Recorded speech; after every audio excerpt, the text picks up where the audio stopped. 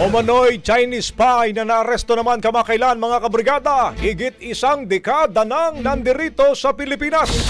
Brigada Jigo Custodio, i-brigada mo! Brigada! Live report! Ibinunyag ng Bureau of Immigration na ang umano'y Chinese spy na naaresto kamakailan ay higit sa isang dekada na palang nananatili sa Pilipinas. Nadiskubre na unang dumating sa bansa ang nasabing Chinese noong 2013 at nakakuha siya ng permanent residence visa matapos magpakasal sa isang 36 anyos na Filipina. Natuklasan din na naninirahan ito sa Metro Manila at maraming beses nang naglabas-pasok ng bansa sa loob ng halos 12 taon.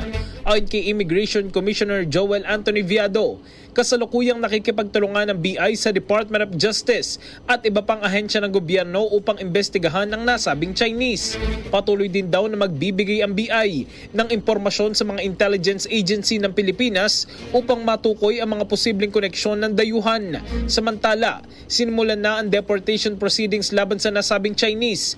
Gayunpaman, ipagpapaliban muna ang pagpapatupad nito hanggat hindi pa nare-resolba ang mga kasong isasampa laban sa kanya.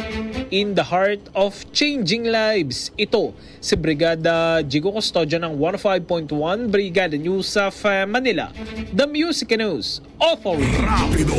Brigada Balita Nationwide! Ang bahaging ito ay hatid sa atin ng Drive Max Coffee. Ligayang tuloy-tuloy!